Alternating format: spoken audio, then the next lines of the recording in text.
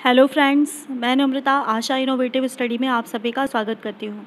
और हमारा आज का टॉपिक है राज्य के नीति निर्देशक तत्व, directive principles of state policies. और इससे पहले हमने इस पॉलिटी में 2 वीडियोज़ और कवर कर लिए हैं, जो कि हमारे संविधान के भाग 2 में वर्णित नागरिकता और हमारे संविधान के भाग 3 में वर्णित मौलिक अधिकार हैं। अगर आपने वो वीडियोज़ नहीं देखे हैं तो आप हमारी प्लेलिस्ट में जाकर देख सकते हैं। और आज हम कवर करने जा रहे हैं हमारे संविधान के भाग 4 में वर्णित नीति निर्देशक तत्व।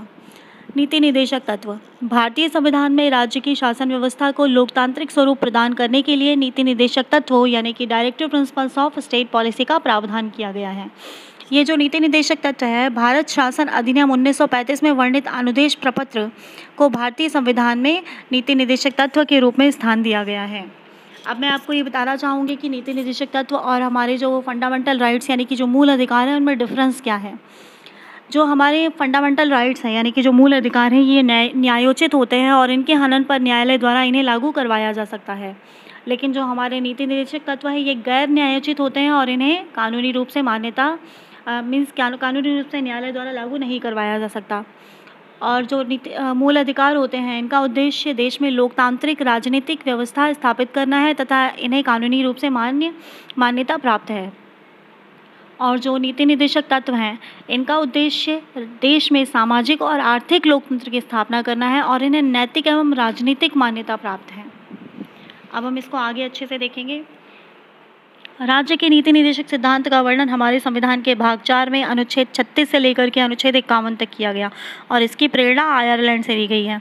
हमारे देश में जो भी चीज़ें हमारे संविधान में वर्णित हैं, तो उनकी प्रेरणा किसी न किसी देश से ली गई है। तो जो हमारे राज्य के नीति निर्देशक तत्व है, उसकी प्रेरणा आयरलैंड से ली गई है और ये क्वेश्चन कई बार आ चुका है। नीति निर्देशक तत्व को न्यायालय द्वारा लागू नहीं किया जा सकता, यानी कि ये वैधानिक शक्ति प्राप्त नहीं है। नीति निर्देशक तत्वों को अगर कैटेगराइज करना हो तो हम इसे 3 कैटेगरी में डिवाइड कर सकते हैं। पहला आर्थिक सिद्धांत यानी कि इकोनॉमिक थ्योरी, दूसरा सामाजिक सिद्धांत यानी कि social theory and third Gandhian सिद्धांत यानी कि गांधीवादी थ्योरी। अब है आर्थिक सिद्धांत। जो राज्य है वो आय की असमानताओं को कम करने का प्रयास करेगा और न केवल व्यक्तियों के बीच बल्कि विभिन्न क्षेत्रों में रहने वाले और विभिन्न व्यवसायों में लगे हुए लोगों के समूह के बीच भी प्रतिष्ठा, सुविधाओं और अवसरों की असमानता समाप्त करने का प्रयास करेगा। राज्य ऐसी नीति अपनाएगा जिससे प्रत्येक नागरिक को जीविका के साधन प्राप्त हों। सामाजिक सिद्धांत सोशल थ्योरी। राज्य का कर्तव्य होगा कि वह प्रारंभिक शैशवावस्था की देखरेख करे और 6 वर्ष की आयु के बालकों की शिक्षा का प्रावधान करे। समाज के दुर्बल वर्गों की विशेषता, अनुसूचित जनजाति और अनुसूचित जाति की शिक्षा व आर्थिक उन्नति का प्रबंध राज्य करेगा। साथ ही साथ ये भी देखेगा कि उनके साथ सामाजिक अन्याय तो नहीं हो रहा है। राज्य द्वारा निःशुल्क कानूनी सहायता की व्यवस्था की जाएगी तथा अन्य इसी प्रकार की व्यवस्था करेगा और आर्थिक व अन्य किसी आधार पर कोई नागरिक न्याय प्राप्ति से वंचित तो न रह जाए, ये भी देखेगा। राज्य ये भी सुनिश्चित करेगा कि वन्य जीवन और जंगलों की रक्षा का प्रबंध किया जाए। गांधीवादी सिद्धांत शासन में सुधार और उसके स्तर को ऊंचा उठाने तथा स्वतंत्र भारत के निर्माण के लिए गांधी जी ने जो विचार रखे हैं, उनका समावेश इन नीति निर्देशक सिद्धांतों में किया गया है, जो कि इस प्रकार है। राज्य द्वारा कुटीर उद्योगों का विकास व प्रोत्साहन। सरकार ग्राम पंचायतों का संगठन करेगी तथा उनको इतनी शक्तियाँ प्रदान करेगी कि वे प्रबंधकीय इकाई के रूप में सफलतापूर्वक कार्य कर सकें। अब हम सारे अनुच्छेदों को देखेंगे जिनमें नीति निर्देशक तत्व वर्णित हैं। तो अनुच्छेद 36 से लेकर के 51 तक 16 अनुच्छेदों में नीति निर्देशक तत्वों का सिद्धांत वर्णित है। अनुच्छेद 36 में राज्य को परिभाषित किया गया है। अनुच्छेद 37 ये घोषणा करता है कि निर्देशक तत्व देश के शासन के मूल अधिकार हैं और निश्चय ही विधि बनाने में इस सिद्धांतों को लागू करना राज्य का कर्तव्य होगा और ये सिद्धांत किसी न्यायालय में प्रवर्तनीय नहीं है। अभिप्राय ये है कि न्यायपालिका राज्य के निर्देशक तत्वों के अंतर्गत किसी कर्तव्य को निभाने के लिए विवश नहीं कर सकती है। अनुच्छेद 38 में ये वर्णन किया गया है कि राज्य लोक कल्याण की सुरक्षा और अभिवृद्धि के लिए सामाजिक व्यवस्था का निर्माण करेगा। अनुच्छेद 39 में राज्य अपनी नीति का इस प्रकार संचालन करेगा कि सुनिश्चित रूप से सभी पुरुषों और स्त्रियों को जीविका के पर्याप्त साधन प्राप्त करने का अधिकार हो। समुदाय की भौतिक संपदा का स्वामित्व तथा नियंत्रण इस प्रकार विभाजित हो जिससे सामूहिक हित का सर्वोत्तम रूप से साधन हो। आर्थिक व्यवस्था इस प्रकार चले कि धन और उत्पादन के साधनों का सर्वसाधारण के लिए अहितकारी संकेंद्रण न हो। पुरुषों और स्त्रियों को दोनों को समान कार्यों के लिए समान वेतन प्राप्त हो। अनुच्छेद 39 क राज्य यह सुनिश्चित करेगा कि विधिक सहायता इस तरह से काम करे कि न्याय समान अवसर के आधार पर सुलभ हो। इस उद्देश्य के लिए राज्य उपयुक्त विधान या योजना द्वारा या किसी अन्य रीति से निःशुल्क विधिक सहायता की व्यवस्था करेगा ताकि कोई नागरिक आर्थिक या अन्य किसी नियोग्यता के कारण न्याय प्राप्त करने के अवसर से वंचित न रह जाए। अनुच्छेद 40 में ये वर्णन किया गया है कि राज्य ग्राम पंचायतों को स्वायत्त शासन की इकाइयों के रूप में संगठित करेगा। अनुच्छेद 41 में ये वर्णन है, राज्य अपनी आर्थिक सामर्थ्य और विकास की सीमाओं के भीतर काम पाने, शिक्षा पाने और बेकारी, बुढ़ापा, बीमारी और निःशक्तता तथा अन्य अनर्ह भाव की दशाओं में लोक सहायता पाने के अधिकार को प्राप्त कराने का प्रभावी उपबंध करेगा। अनुच्छेद 42 में ये वर्णन है, राज्य काम की न्याय संगत और मानवोचित दशाओं को सुनिश्चित करने के लिए प्रसूति सहायता के लिए उपबंध करेगा। अनुच्छेद 43 में ये वर्णन है कि राज्य जनता के लिए काम, निर्वाह, मजदूरी, शिष्ट जीवन स्तर, अवकाश तथा सामाजिक तथा सांस्कृतिक अवसर प्रदान करने का प्रयास करेगा। राज्य कुटीर उद्योगों की उन्नति के लिए विशेष ध्यान देगा। अनुच्छेद 43 क में ये वर्णन है कि राज्य उपयुक्त विधान अथवा अन्य किसी रीति से किसी उद्योग में लगे हुए उपक्रमों, संस्थाओं या अन्य संगठनों के प्रबंध में कर्मकारों की भागीदारी को सुनिश्चित करने के लिए कदम उठाएगा। अनुच्छेद 43 ख में ये वर्णन है कि राज्य सहकारी समितियों के स्वैच्छिक संगठन, स्वायत्त कार्यकरण, लोकतांत्रिक नियंत्रण तथा पेशेवर प्रबंधन को बढ़ाने का प्रयास करेगा। अनुच्छेद 44 में ये वर्णन है कि राज्य के समस्त राज्य क्षेत्र में नागरिकों के लिए एक समान सिविल संहिता लागू करने का प्रयास करेगा। अनुच्छेद 45 में 86वें संविधान संशोधन अधिनियम 2002 द्वारा संविधान के अनुच्छेद 45 को संशोधित किया गया है और मौलिक अधिकारों से संबद्ध इस संशोधन के अनुसार राज्य अभिभावकों से ये अपेक्षा करता है कि वे अपने बच्चों को 6 वर्ष की आयु तक प्रारंभिक बाल्य सुरक्षा व शिक्षा प्रदान करने का प्रयत्न करेंगे। अनुच्छेद 46 में ये वर्णन है कि राज्य के दुर्बल वर्गों के विशेषकर अनुसूचित जातियों और अनुसूचित जनजातियों की शिक्षा और अर्थ संबंधी हितों की विशेष सावधानी से अभिवृद्धि करेगा। अनुच्छेद 47 में ये वर्णन है कि राज्य सार्वजनिक स्वास्थ्य में सुधार तथा मादक द्रव्यों और हानिकर औषधियों का निषेध करेगा।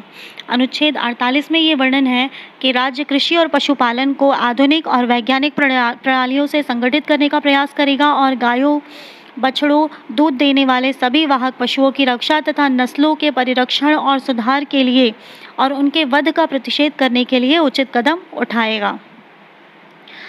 अनुच्छेद 49 राज्य में ऐतिहासिक तथा राष्ट्रीय महत्व के स्मारकों की रक्षा करेगा। मतलब ये राज्य का कर्तव्य होगा कि उसके पर्टिकुलर क्षेत्र में जितने भी राष्ट्रीय स्मारक आते हैं उनकी रक्षा वो करे। अनुच्छेद 50 में ये वर्णन है कि राज्य न्यायपालिका को कार्यपालिका से पृथक करेगा। अनुच्छेद 51 में ये वर्णन है, राज्य अंतर्राष्ट्रीय शांति और सुरक्षा की अभिवृद्धि का, राष्ट्रों के बीच न्यायसंगत और सम्मानपूर्ण संबंधों को बनाए रखने का, संगठित लोगों के एक दूसरे से व्यवहारों में अंतर्राष्ट्रीय विधि और संधि बाध्यताओं के प्रति उदार आदर बढ़ाने का तथा अंतर्राष्ट्रीय विवादों की मध्यस्थता द्वारा निपटाने के लिए प्रोत्साहन देने का प्रयास करेगा। अब हम नीति निर्देशक तत्वों से रिलेटेड कुछ क्वेश्चंस देखेंगे, क्योंकि हम कोई भी टॉपिक पढ़ते हैं तो उससे रिलेटेड क्वेश्चंस देखना बहुत इंपॉर्टेंट होता है। तो हमारा पहला प्रश्न है, राज्य के नीति निर्देशक तत्व सिद्धांत के हमारे संविधान के किस भाग में उल्लिखित हैं? तो ये हमारे संविधान के भाग 4 में उल्लिखित हैं, तो इसका आंसर है सी। नाउ नेक्स्ट क्वेश्चन है, निम्न में से कौन सा कथन सही नहीं है? सही नहीं है, हमें ये देखना है कि इसमें से कौन सा कथन सही नहीं है। यदि कोई राज्य इन नीति निर्देशक तत्वों को लागू नहीं करता तो उसके खिलाफ कोर्ट में केस दर्ज किया जा सकता है। यही हमारा आंसर होगा, क्योंकि उसके खिलाफ कोर्ट में केस दर्ज नहीं किया जा सकता। कोई भी न्यायालय बाध्य नहीं कर सकता किसी भी राज्य को ये सिद्धांतों को लागू करने के लिए। और बाकी सारे सही हैं, क्योंकि गांधीवादी सिद्धांत भी एक नीति निदेशक सिद्धांत है और इन्हें आयरलैंड से लिया गया है और ये सिद्धांत राज्य पर बाध्यकारी नहीं है। तो हमारा आंसर हो जाएगा ए। नेक्स्ट क्वेश्चन है, निम्न में से कौन सी विशेषता नीति निदेशक तत्व की नहीं है? ये संवैधानिक निर्देश या विधायिका, कार्यपालिका और प्रशासनिक मामलों में राज्य के लिए सिफारिशें हैं। बिल्कुल ये सही है, और हमें ये देखना है कि कौन सा सही नहीं है। तो सेकंड है, निदेशक तत्व भारत शासन अधिनियम 1935 में उल्लिखित अनुदेशों के समान है। ये भी सही है, तो ये हमारा आंसर नहीं है। एंड नेक्स्ट है, निदेशक तत्वों का हनन होने पर न्यायालय द्वारा लागू कराया जा सकता है। नहीं, यही हमारा आंसर है, क्योंकि इसे न्यायालय द्वारा लागू नहीं कराया जा सकता। इनका उद्देश्य लोक कल्याणकारी राज्य का निर्माण है। बिल्कुल ये सही है, तो हमारा आंसर हो जाएगा सी। नाउ नेक्स्ट क्वेश्चन इज, नीति निदेशक तत्वों को किस देश के संविधान से लिया गया? इट्स वेरी इजी, मैं आपको बता चुकी हूँ, इसे आयरलैंड से लिया गया है। अगला है, निम्न में से कौन से नीति निदेशक तत्वों के अंतर्गत आता है? तो ये सभी आते हैं, क्योंकि हमने पढ़ा है अनुच्छेद 48 में गाय, बछड़ा और अन्य दुधारू पशुओं की बलि पर रोक है। सभी नागरिकों को जीविका के समान अवसर प्राप्त करने का अधिकार है और 14 वर्ष के सभी बच्चों को निःशुल्क शिक्षा। तो ये सभी है, तो इसका आंसर हो जाएगा डी। नेक्स्ट है, निम्न में से कौन सा सुमेलित नहीं है? तो अनुच्छेद 40 ग्राम पंचायतों का गठन, ये सुमेलित है। अनुच्छेद 44 सामान्य नागरिक संहिता, ये भी सुमेलित है। अनुच्छेद 41 कृषि एवं पशुपालन संगठन, नहीं है, अनुच्छेद 48 में है, तो ये ही हमारा आंसर है सी। अनुच्छेद 39A समान न्याय और निःशुल्क कानूनी शिक्षा, ये भी सही है। नेक्स्ट क्वेश्चन है, नीति निदेशक तत्वों की व्याख्या किन अनुच्छेदों में की गई? तो 36 से लेकर 51 तक नीति निदेशक तत्वों की व्याख्या अनुच्छेद 36 से लेकर के अनुच्छेद 51 तक की गई है।